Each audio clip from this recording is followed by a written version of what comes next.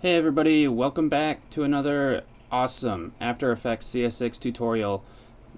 So, this time around we are going to learn about roving keyframes.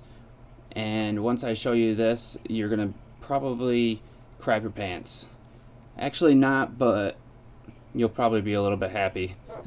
So, let's start the tutorial and I'll explain what roving keyframes do. I created this this animation, and I added a decent amount of keyframes all over the place on purpose at different speeds and everything. You notice that it's going to go slow down this motion path right here and a little bit faster on this motion path right there between keyframes. And I'll show you what it looks like in a preview real quick. So say you thought this was perfect and your client decides to change his mind and goes, I think I want all these keyframes to be the same speed. I don't want them to move at different speeds anymore. And you're like, oh man, now I gotta go through and edit all these keyframes again. Well, you don't have to. So I'm gonna show you by using roving keyframes how you can smooth it out. So click on your graph editor here and click on position, and we'll hide the these reference there. So make sure you're in the edit speed graph.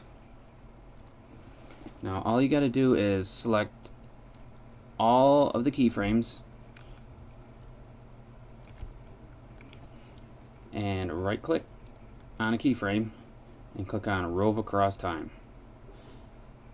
Now you can see that all the motion path is all the same speed now, and it changed in the graph editor too to be all one speed. So I'll do a quick preview and you can see it's all one speed there. Now only properties that create motion paths can be roved. So things like anchor point, position, and I think there's something called effect point that I haven't gone over yet. But just things like that that create motion paths are the only things that can be roved. So just keep that in mind. Now the way to make the keyframes so they're not roving anymore, and to so you can like edit them differently, you can right click, well, select all your frames or whatever keyframe that you want and right click on it and just uncheck the Rove Across Time. Now you can get your Bezier handles and maybe move things around. I'm going to hit Control Z to get back on to roving keyframes. So let's make sure all these are roved real quick. Yep. And I wanted to show you what happens if you easy ease your keyframes. So let's use an easy ease at the end one. Remember, it's this button down here. And then the beginning one. You can see how it creates like a nice arc there. And I'll play it for you. It's gonna accelerate and then decelerate. It makes a pretty nice smooth motion, and a lot of times a client will be happy with a motion like this. I mean, not like all jaggedy and stuff like that, but how it is nice and smooth. So that's it for roving keyframes.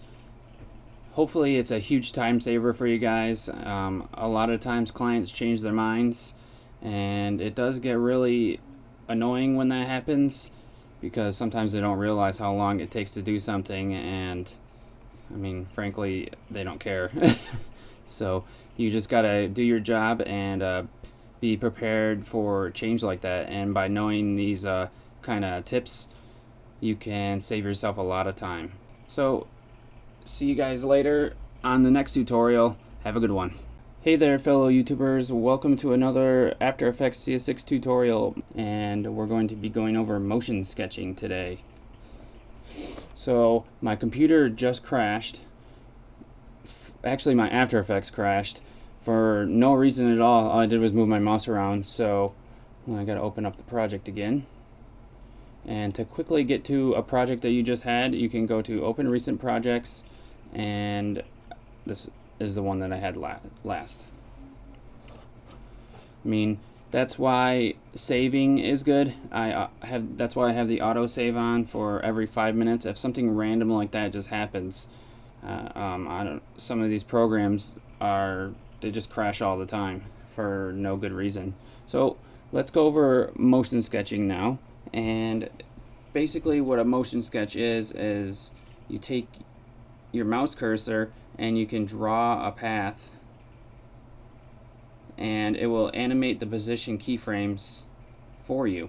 So first we got to go to Window and open up the motion sketch window, and it shows up down here. And these are the default settings. We'll keep that there for now. I'm going to go into position. Oh, I'm going to turn this audio off. I'm going to show that off later. And we can click on Start Capture just to show you what it does.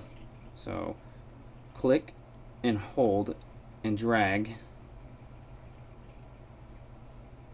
and it will animate keyframes according to how fast and slow you move your cursor around.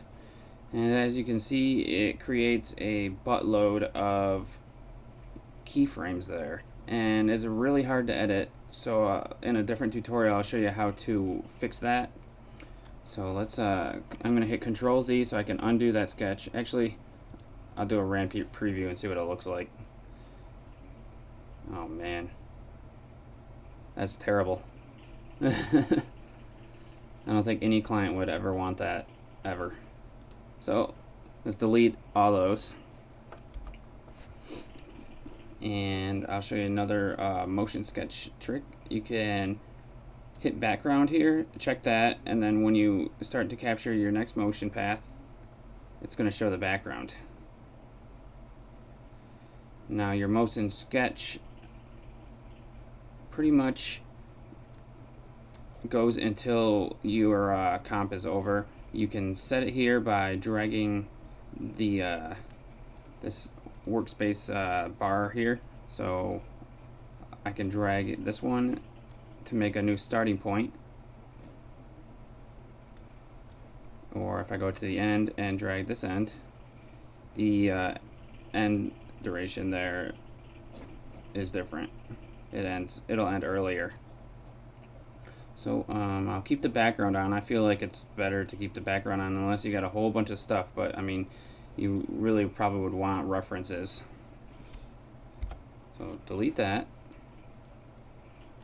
and then you can change the speed at which it captures. So if you're like fast with your mouse or have your cursor set to really fast or something, you can set the capture speed up higher or lower to adjust for how fast your mouse is.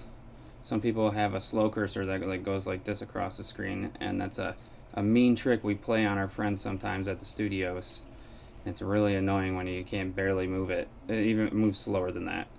And then you have the option to smooth out ahead of time the motion capture. So let's add some smoothing into it, and I'll turn on my audio. Now when you start your capture, the audio will play along with it, so you can move to the music. Anyways, you can move to the music and make like audio based motion paths. So I'm back now after my computer randomly basically froze. It didn't crash this time, it just froze. So let's go ahead with the capture with the audio. So click on Start Capture, hold down the button here,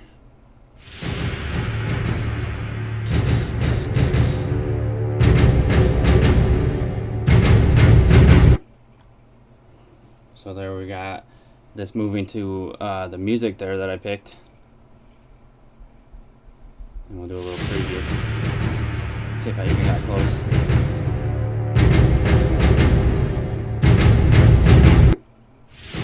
Yeah, not even close to being on time. So I also have the smoothing on, so it's going to be a little different. You can see not as many keyframes, and since I have the smoothing on, I couldn't get exactly with the time. I didn't have good timing with the music. Delete those. And now there's a setting in your preferences for motion paths that you'll want to check. I'm going to go to Edit, Preferences, and then go to the Display section. And motion path is here. And right now it's only going to display no more than 15 seconds. So if you have something that's longer than that, you're going to want to switch to all keyframes there. And that will help you go past 15 seconds. So I just have it, I'll just put it on there for now. I don't really use the motion sketch all that much because I'm not like too great at it. So I usually do most things by hand.